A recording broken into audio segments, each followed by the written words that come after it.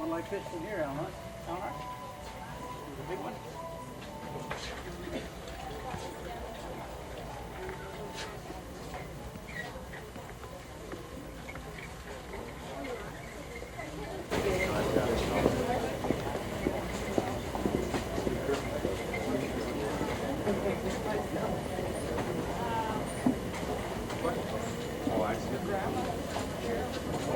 No, they got a ton of them down. So.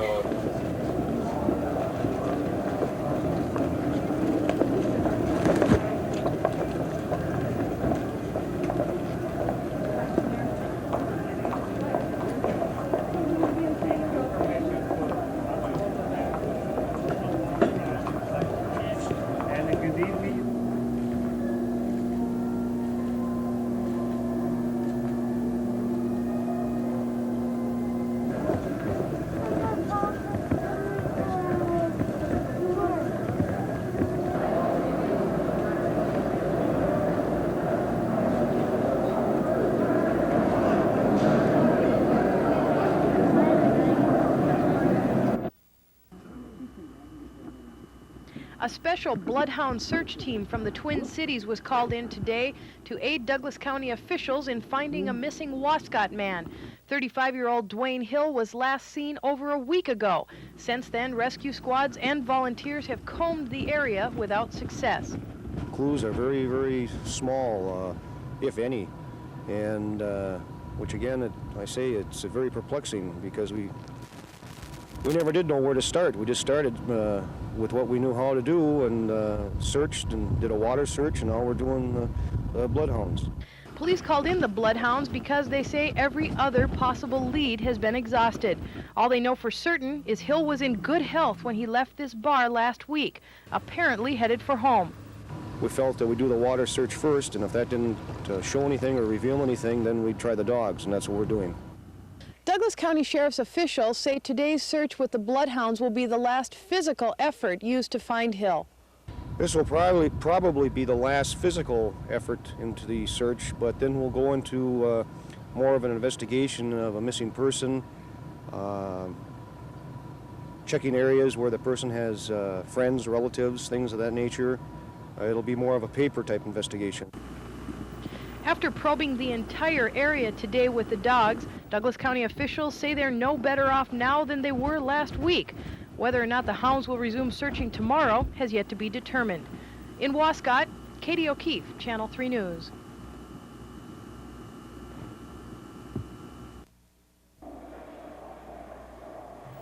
The first day on the job is a day full of anxiety and curiosity. Today was Gary Waller's first day as St. Louis County Sheriff. He's looking forward to his future and the new learning experience. I think what I'm going to find over the next few months are just those things, what I do well and what I have to get better at. Waller is taking over for interim Sheriff Chuck Berquist, who served in the position for nearly 3.5 months after a car accident took the life of former Sheriff Ernie Grams. Berquist is pleased with the job he did. I think we've provided a smooth transition into Sheriff Waller's administration, and that was one of our goals. Computerization and jail renovation are two of Waller's priorities. What I'm saying is that we're going to look at every program that the Sheriff's Office is involved in during the next months and determine just what is effective and doing the best for the community. And Berquist is optimistic about the department's future. I feel real good about that, and I think a lot of our staff does too. We have a very bright future. Sam Shane, Channel 3 News.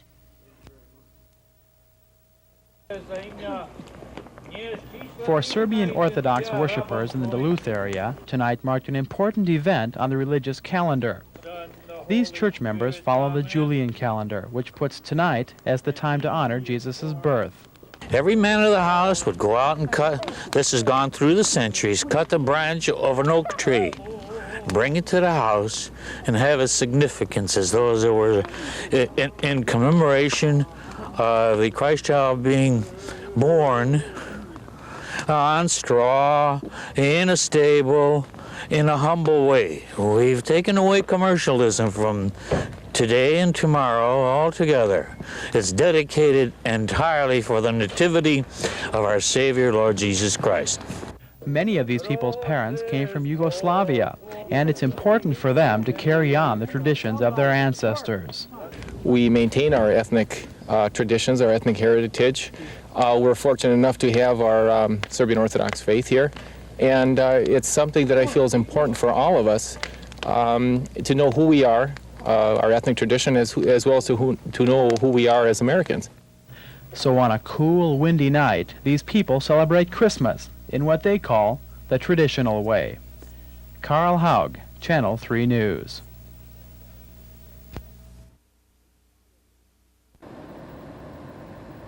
This fire engine is so old you probably would expect to see a Dalmatian sitting in the back of it. It's a 1959 fire truck. Like most of the old ones, it was running on gasoline, but old age was taking its toll on the truck. Its old engine cracked and needed replacing. We began looking around for a diesel replacement, and after a couple of months of searching, we were fortunate enough to find some assistance through the Duluth ATFE.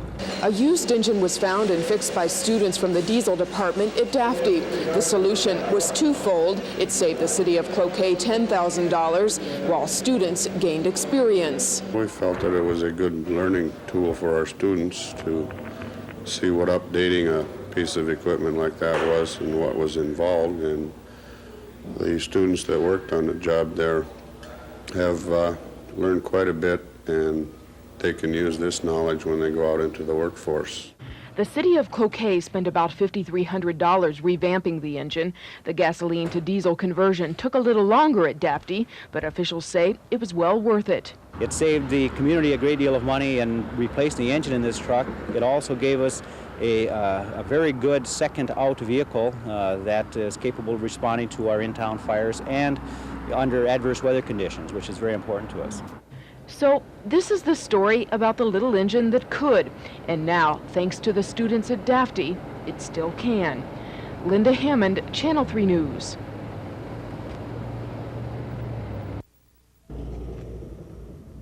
Many Twin Ports residents would rather not see this year's unseasonably warm weather end.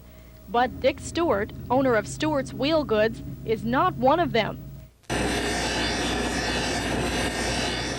Stewart says his shop has sold and sharpened more than its share of ice skates this year, but for the last couple of months, snow removal equipment has remained on the lot.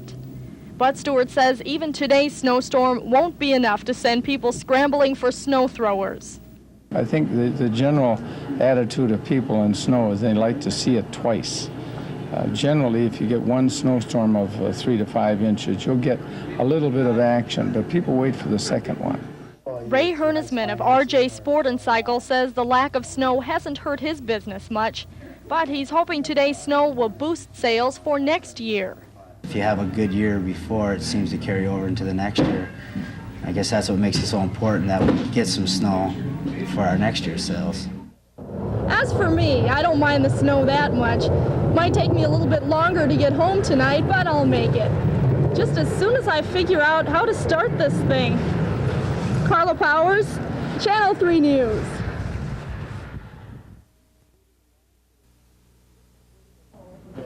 Students waiting in line for their financial aid check. Not exactly a revelation in the world of education, but there are changes on the horizon. Some specific loans will be tougher to qualify for, but overall, students will have an easier time getting financial aid. That is sad because what we're doing is we're leading to large indebtedness on the part of students. I would like to see that pendulum swing from loans to that of employment. The new financial aid setup looks like this. The number of grants distributed will decline, and those receiving grants will pay taxes on them this year. Guaranteed student loans will retain their low interest rate, but will be harder to qualify for. Supplemental loans will be readily available to students and their families at interest rates ranging anywhere from 11.5% to 14%. And students will be considered dependent on their parents until age 24, unless they earn at least $4,000 a year. Students and supporters of social programs may find the Reagan administration budget not to their liking, but pressure on Washington might bring about the needed changes. That's the success of this country, is what's going to happen to our young people. And they can direct our appointed officials as to what that direction will be. And I think we just have to get off of our seats and start talking to the right people about what direction we think we have got to go in. The process of distributing financial aid to students is becoming increasingly complex. Changes for the future mean students in the middle income bracket will be hardest hit. Sam Shane, Channel 3 News. The festival officially began at noon today with an introduction by Mayor John Fido. Everyone always thinks of Duluth and northeastern Minnesota in terms of great summers, terrific sailing, but winters have been kind of a secret for us, and we're now sharing that secret with people, and that's what the Winter Sports Festival is all about. Of course, the weather lately has been less than wintry, but festival organizers say they are coping with the mild temperatures. No major problems. We have to do some different twists here and there with the sleigh and cutter parade route and so forth, but you expect that in an event like this. Lack of snow has forced the cancellation of a luge competition, and Madsen says plans for La Course Duluth cross-country ski race may also have to be scrapped. Although this winter's mild weather has surprised officials of the Winter Sports Festival, they say most of the events will go on as scheduled. So the word from them is go out and have fun. Carla Powers, Channel 3 News. When Engelbert Hattenberger makes an ice sculpture, he does it the rugged way. I work with bare hand. You don't can't work with gloves. But the gloves, they freeze. City workers today were helping the 66-year-old Australian native lay the ice blocks for this year's figurine. Hattenberger is a retired metal cutter. His ice sculpting hobby has taken him all over the world. You may remember the sculptures he made last year for the Duluth Winter Sports Festival. Part of the figurine started melting because of warm temperatures, and this year, provided it stays cold enough, he'll again make a City of Duluth logo for the Civic Center courtyard. Hattenberger's work won't end, though, at the Civic Center courtyard this year. He'll also build a lighthouse sculpture that will stand 13 feet high here in the Lake Superior Plaza. This year we have ice find here in the bay. In the bay. We will find. I think maybe too short, too small ice, but we have 15 inches. That's enough. So with a small hatchet, 2 chisels, and his bare hands, Hattenberger will chop away for about 2 weeks until he's completed the 2 figurines. But hopefully, weather permitting, the sculptures will be around longer than that for visitors and residents to enjoy. Linda Hammond, Channel 3 News.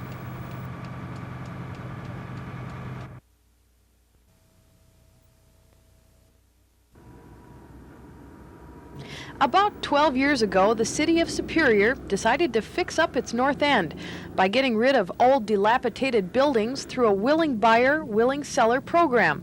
Over the years, this part of Superior has seen some real sprucing up.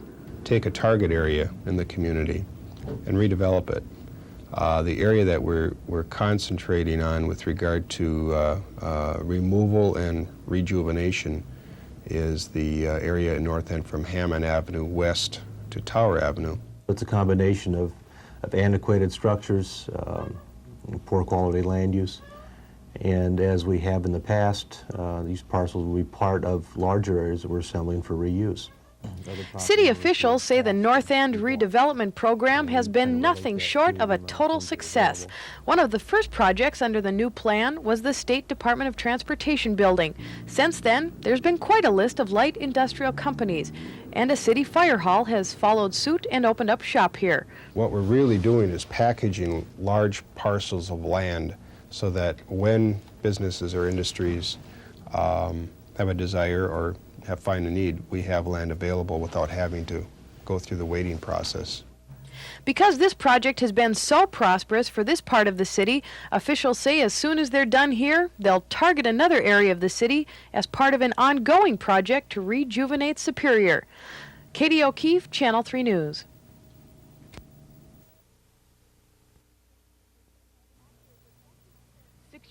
After a defective furnace leaked carbon monoxide and killed 2 young boys recently, Duluth residents have been rushing to have their units inspected. But some people who have their furnaces checked decide not to have them fixed right away. Most people will cooperate and realize the danger. But we do have, on some instances, where they'll just want to ignore it. You tell them about it, you give them an estimate what it is to repair it, and we never hear nothing about it. The current city code calls for new units to be inspected when they're installed, but it doesn't require furnaces to be checked periodically or repaired. There should be some type of laws written up, some type of city ordinances that if, for an example, if any contractor does find a potential hazard as far as a crack, that unit should be shut down and some other heat should be, they should find some other heat until the situation is taken care of, and the unit should not be, allowed to be used. The problem city officials are grappling with now is whether the city of Duluth should have control over residents' private property. The city council and members of the water and gas department plan to hold a committee meeting within the next month or so to discuss the matter. Carla Powers, Channel 3 News.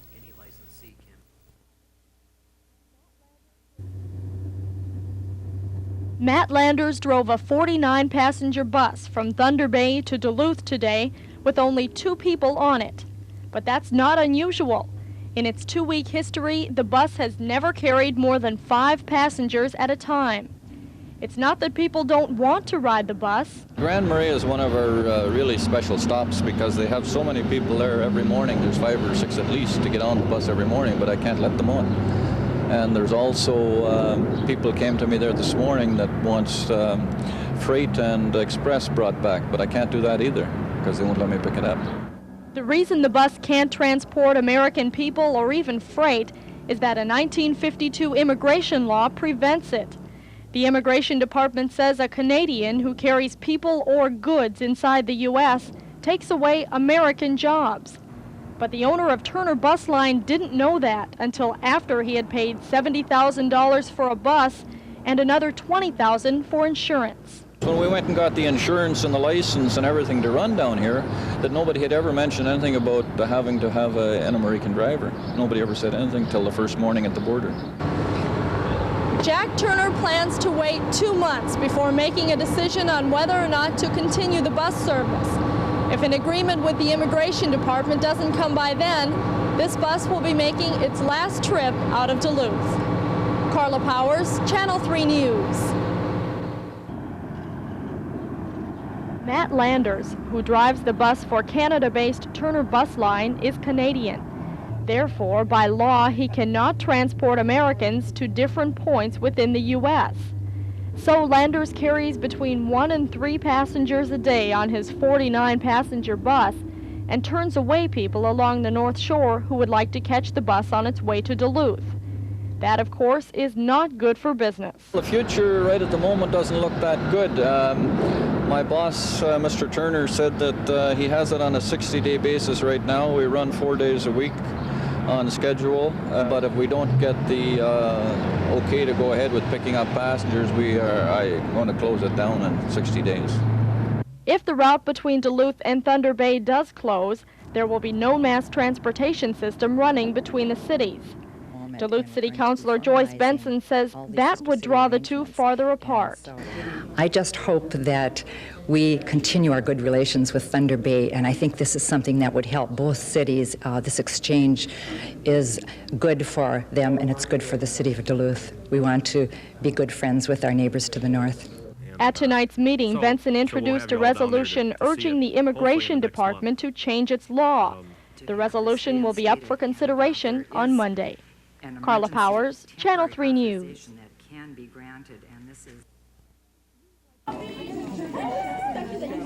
Scenes like this may soon become a thing of the past. The school district means all of its sites, all of the time, are smoke-free. Currently in junior high schools, students aren't allowed to smoke. Teachers can smoke in designated areas. In Duluth's senior high schools, however, smoking by students is allowed outside in certain areas. Teachers, again, can smoke inside.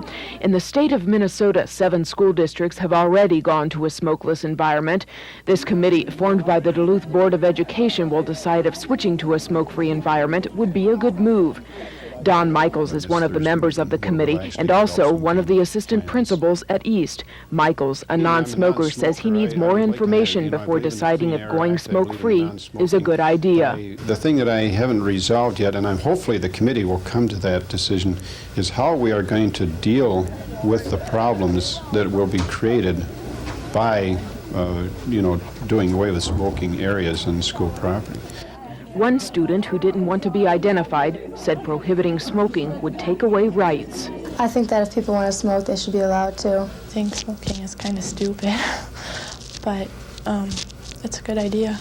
Obviously, there are mixed opinions about whether the Duluth public school system should go smoke-free. That's what this committee is for. If the 40-member group finds the pros outweigh the cons, then the school system could be smoke-free as early as 1988. Linda Hammond, Channel 3 News.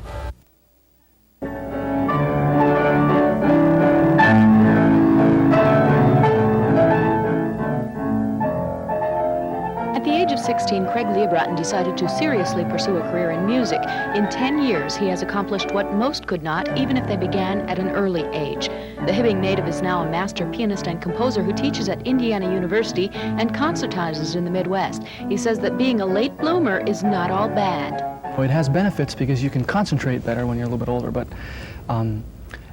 just physically, the mechanism, it's like a ballet dancer. If you haven't started it, when you're real young, you pay a price. So I've had to make up a lot of ground in a short period of time. Craig has flown across that ground, receiving some prestigious awards since his start. He is presently on sabbatical from teaching and home for a very special performance, a tribute to the late Catherine Hessler. Hessler was a music superintendent on the range for many years and a major influence in Craig's life. Saturday there is a master class for interested piano students, teachers, and parents. That is at 10 a.m. at the Hibbing Community College. Craig's interests are not solely classical. I've tried to broaden my spectrum, and so I can teach and I can concertize, I can write my own music and compose and play contemporary music as well. So there's many venues that we can go into, so I think that there's no shortage of a career for the future. Leobrotten's newest work, Homage to Catherine, will be premiered during the 8 p.m. Monday night concert. Craig is an incredibly talented young man who would have made Miss Catherine very proud. There's a difference between having talent and getting by with that talent, or really applying yourself and being disciplined and mastering your craft. And I believe she's the inspiration for that.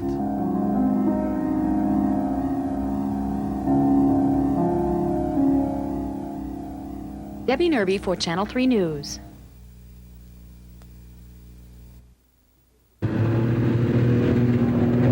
It was the kind of day that started out with a roar. The kind of roar the Boundary Waters Canoe area hasn't heard in 3 years. In 1984, all motorized vehicles were banned from the BWCA. Today, the restriction was lifted for 1 day to honor Dorothy Moulter, who died last month. She was the last person to actually live in the BWCA. We used to be together an awful lot. We used to come up here after supper and play pinochle with her. And her sister, Ruth, when she was alive. She had a lot of friends, though. Oh, she has a million friends. Really. She also had a sense of humor. If you're heading toward the latrine to take care of business, you better not waste any time. But when you get to the outhouse, there's a whole different philosophy. Moulter lived on Knife Lake for over 50 years, greeting visitors and taking care of some 13 buildings on 3 different islands. The United States Forestry Service plans to burn the buildings, but there's one building they're unsure of. This is the house Dorothy Moulter lived in, but officials don't know for sure what will be done with it. Many local citizens would like to see the cabin torn down and rebuilt in the city of Ely as a historical landmark. But at this point, it's merely speculation. There might be a possibility of doing something else with it somewhere else, but I don't know at this time. I don't know. Today was filled with bits and pieces of Dorothy Moulter's life, like hot coffee, and her 1964 Polaris, and her jacket resting on the old machine. And there were cameras, too, to help some of the 1,000 visitors remember the day that they honored Dorothy Moulter.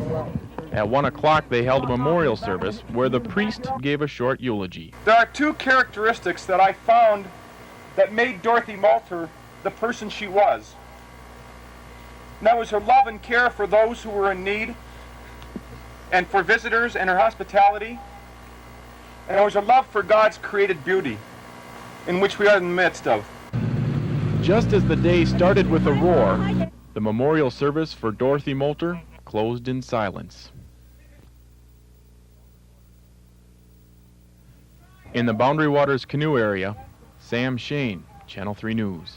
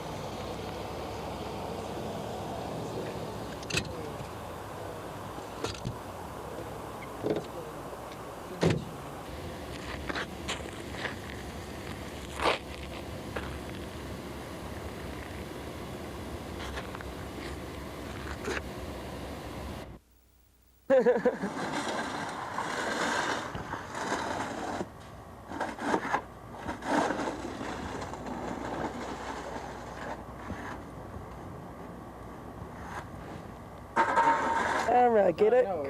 No, he works at Channel 6. Oh, really? Yeah. No, nobody at 6 watches the news anyway at 3. Slow down. Well, she can brush it off and wipe it.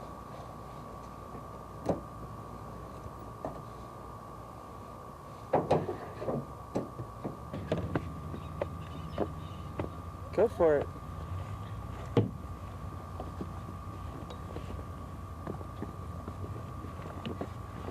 Bullseye.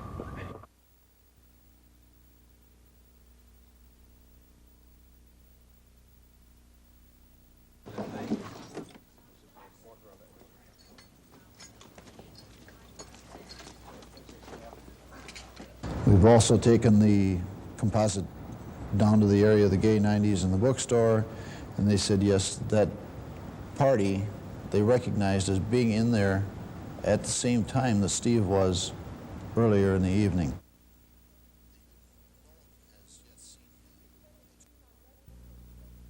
This has been the scene on residential streets near Duluth East since the school year began.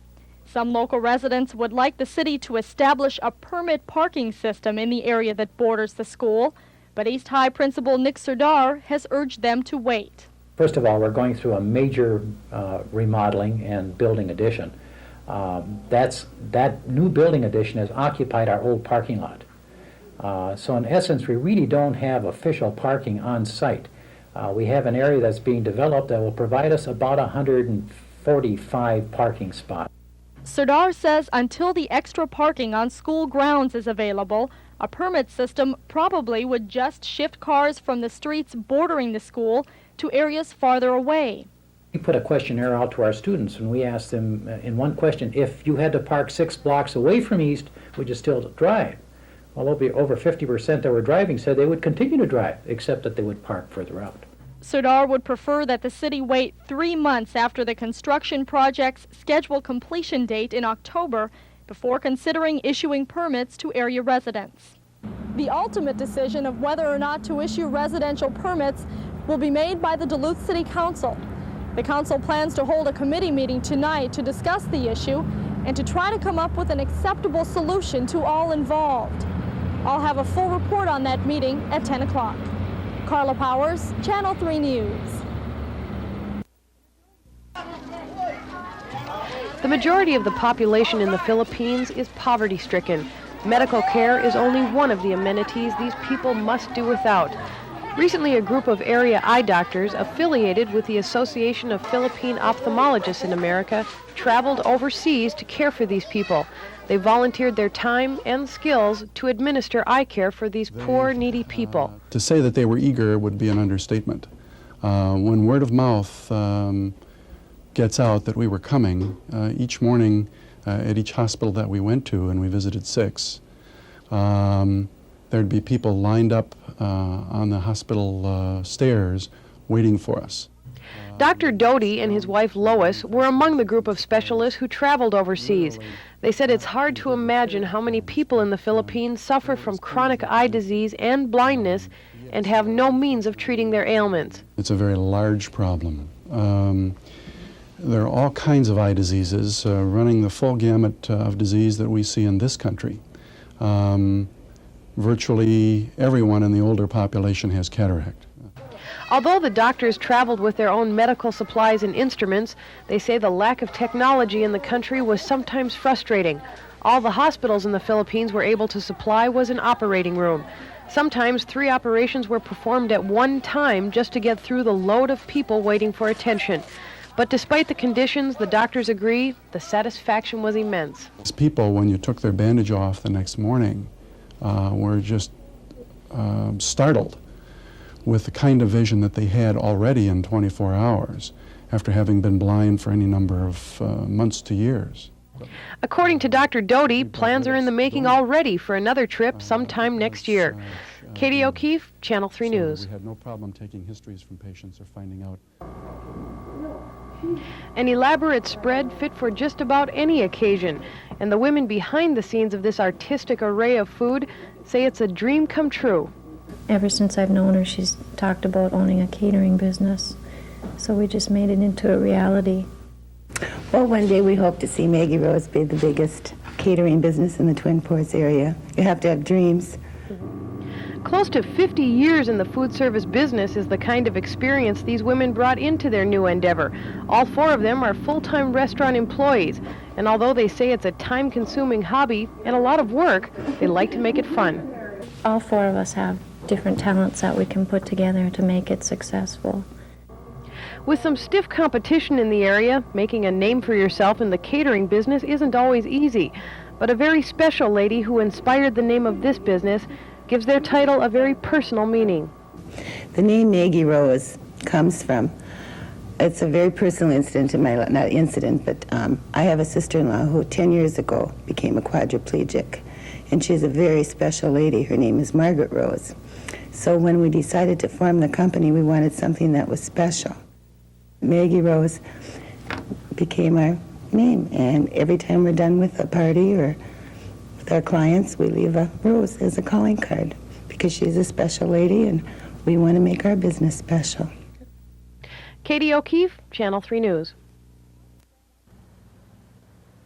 Parking ramps, once filled to capacity most of the day, are now beginning to show empty spaces. But City Councilor Dick Braun says he wonders just who isn't parking in the ramps. If it's just that the business people have moved to the arena, where it's a much better deal at $10 a month than what it's cost, then that's a good solution. And my concern is, if the ramps are empty because nobody's coming downtown to do business, we have a major problem. Some downtown merchants are also questioning the new system, which allows them to help customers pay for parking by buying and handing out 75-cent coupons. If I provided free parking for the customers for the number of times that they come into my facility, I'd be paying out approximately $5 to $7 per month more in free parking tokens than what I take in per customer. It's harder for a business like ours, which is a restaurant and doesn't see the volume of business, especially high ticket prices going through, to be able to participate in these kinds of parking programs. Of course, the program is only a week and a half old, but Braun says he will continue to keep an eye on how well it works. I think it's reasonable to give us some time, but how much time? 60 days? We've got to do something. We've got to reanalyze if there's a problem. Carla Powers, Channel 3 News.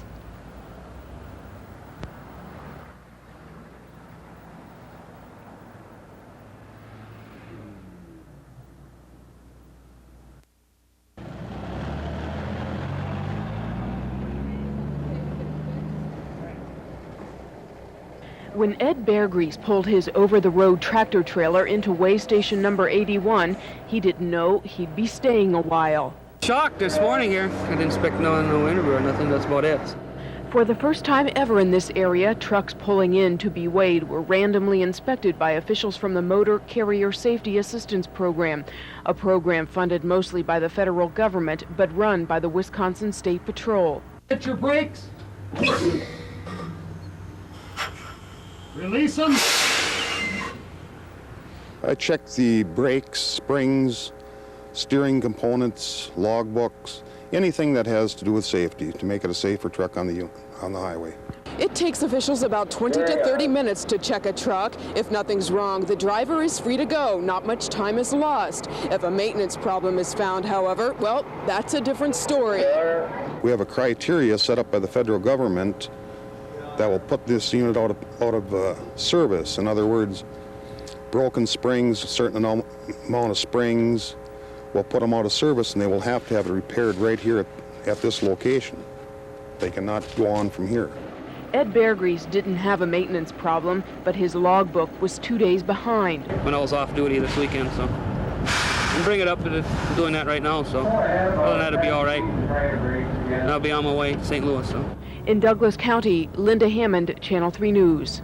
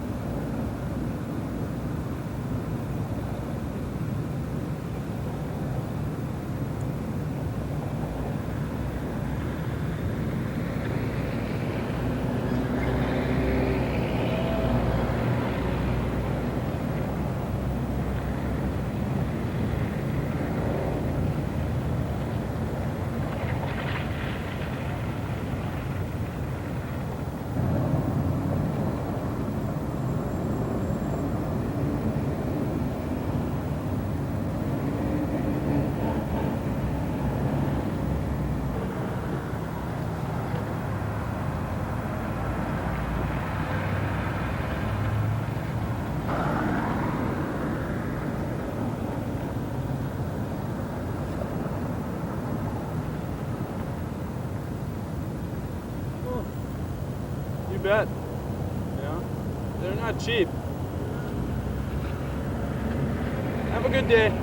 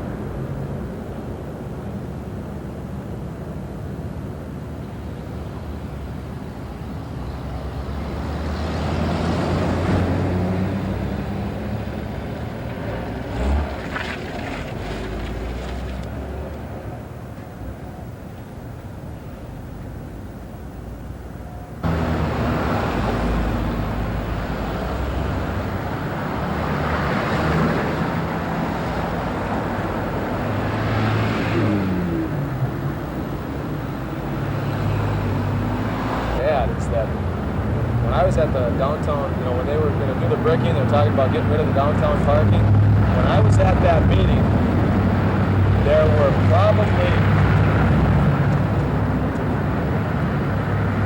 100 people at the meeting.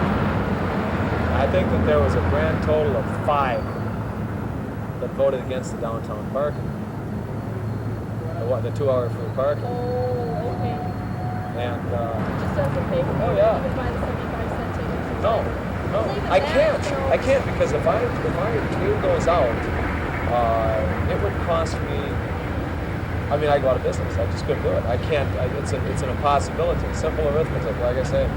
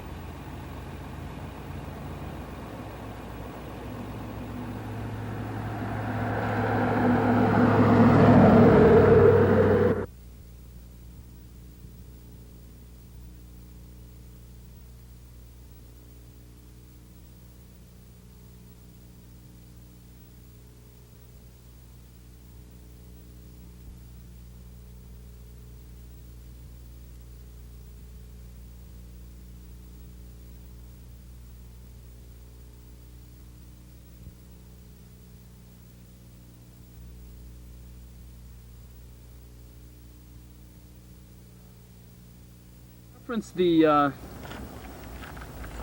sign and everything, or the location of the lot, because I've got the sign, so. Great. Yeah, this will be good. Maybe we should keep some file of this just in case the school board decides to go ahead with it. Of course, Yeah. I don't know, by the time they make that decision. Yeah, you and I will be dead. Yeah.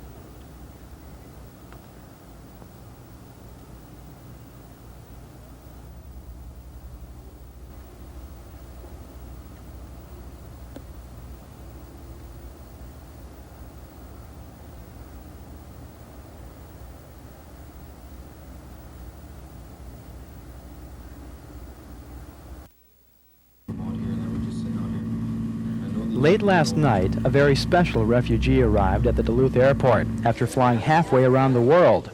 And dozens of friends whom he hadn't even met yet were relieved that he was finally here. But as might be expected when a person comes to a new world where there are no familiar faces and one doesn't understand the language, it's easy to get lost. But not for long. Hao Nguyen is a Vietnamese pharmacist who has come to resettle in Duluth with his cousins. But the trip here wasn't easy. Nguyen wasn't able to come here just because he wanted to. He escaped from Vietnam a year and a half ago and has been living in a transition camp in Indonesia since October 1985. Through the hard work of sponsors and relatives of Nguyen's in Duluth, he was able to come to Minnesota to start a new life. But his wife and children are still in Vietnam and don't know that he's made it here. I write some letters for my wife. My wife very surprised if I have one picture when I come here. My wife very surprised, very glad. Nguyen is labeled as a political refugee and can't return to Vietnam, so he and his friends will work hard on getting the rest of his family to Minnesota. But for now, there were more immediate concerns, like the weather. It won't be too cold. I think so. Nguyen's cousin had brought lots of warm clothes for him to wear. And after a bit of a struggle, Nguyen was set to venture into his new world.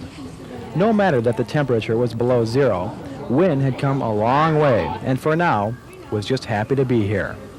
Carl Haug, Channel 3 News.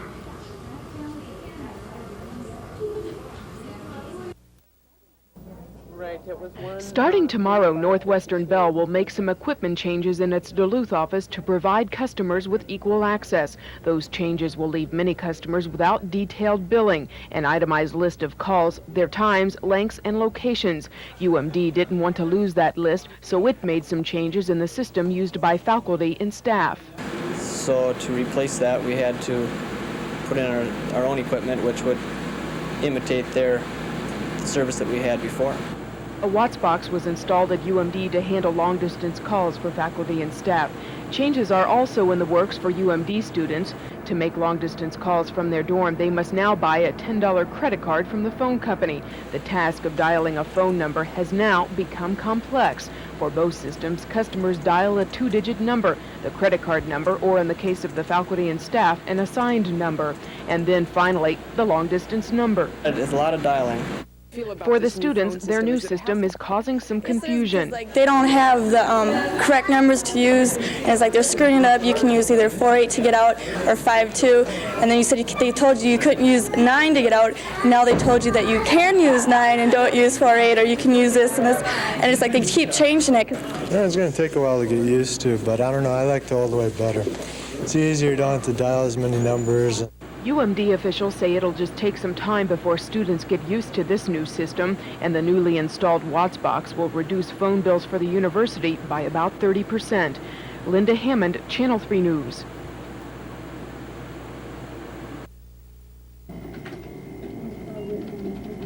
Every year, Superior Senior High sends a group of interested students to Washington, D.C. for a Project Close-Up tour. But what's different about this trip is the students are earning their own way. And to do that, they've been involved in a number of fundraisers, from car washes to rummage sales. And then our latest project now that we have is called a Help-a-thon. And it's kind of a threefold thing. We help the community, and the community helps us. Despite all the hard work, the students are still about $2,500 short of their goal to have a free trip.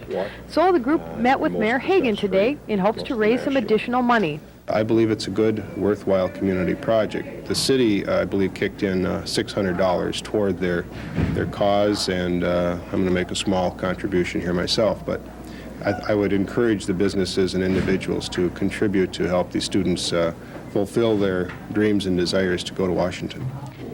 Students say they are optimistic about securing the needed funds before the April deadline, and the fact that they're paying their own way will make the trip even more meaningful.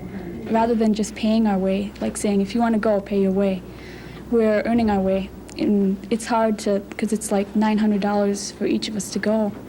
And so we've been holding a lot of fundraisers, and I think doing that kind of makes everybody kind of closer rather than just paying and then going.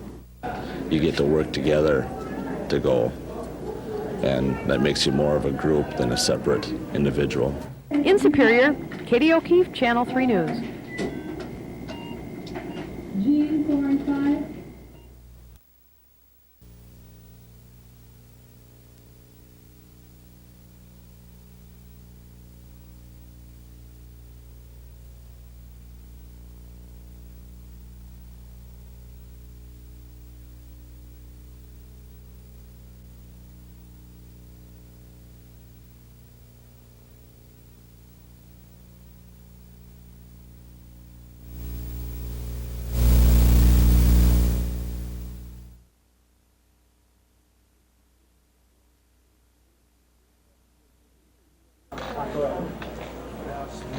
For years, the UMD Statesman has been the only student-run paper at the University of Minnesota Duluth. Today, a new student-run paper was put into circulation. Our paper isn't composed of news per se. It's more composed of issues and articles. Unlike the Statesman, the first issue of the Inquisitor has no pictures, graphics, or advertising, purely content. And the initial fears of UMD's oldest student newspaper have come to pass. That was my initial reaction. Well, are they trying to compete with us? And just by looking at it and reading through it, I didn't get that sense at all. And I don't believe that that's their intention. The Inquisitor is a journal where political and cultural issues can be discussed at length. The cost of printing the first 3,000 issues was $260. The bill was absorbed by the 4 student editors. But the next month's issues will be financed by advertising or private contributions. I hope it'll keep going. We're relying on contributions from wherever. Unless somebody steps forward in the community and says, I think it's a good idea, maybe I'll give you some money or help you along those avenues in finding some people, that the outlook is fairly gloomy for them. For this month, UMD students will have a reading alternative to the Statesman, but without funding or advertising, the Inquisitor will be put to rest. Sam Shane, Channel 3 News. When not busy honing their musical skills, the Denfeld Stage Band members have been pounding the pavement, selling tickets to the upcoming Tommy Dorsey concert. They've worked hand in hand with other local high school musicians to bring this about because of their strong interest in big band music. We want to bring back a little of the big band era to now, and we're just really delighted to have the privilege of having a band with the renown of the Tommy Dorsey Band come here and play.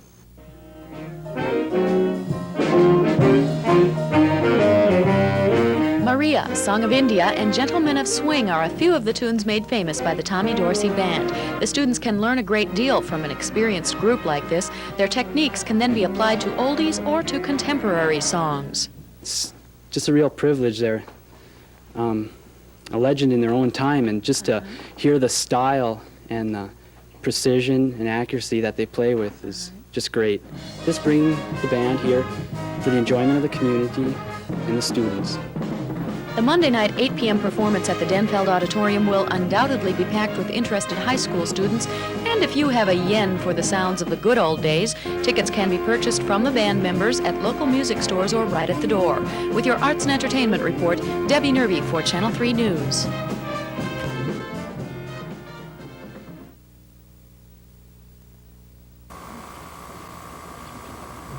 Just outside of Clam Lake, Wisconsin, is the Navy Project Elf facility, where messages can be sent to submerged U.S. submarines.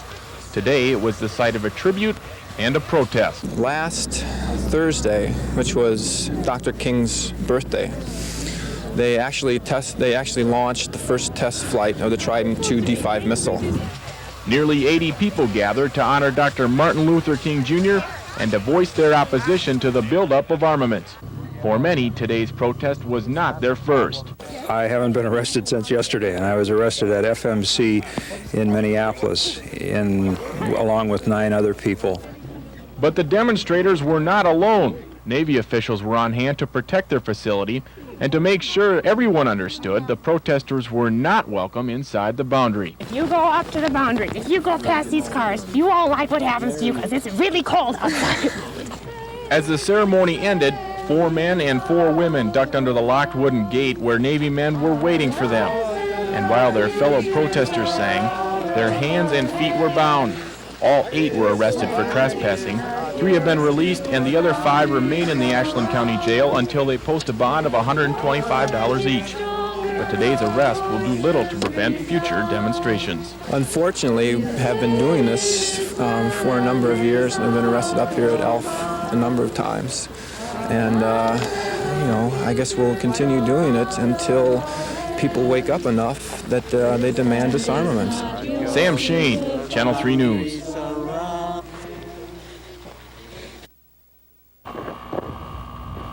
Kathy Hoppe is a Cub Scout den mother, a church organist, a volunteer on several area groups, and also a cooperative observer for the National Weather Service.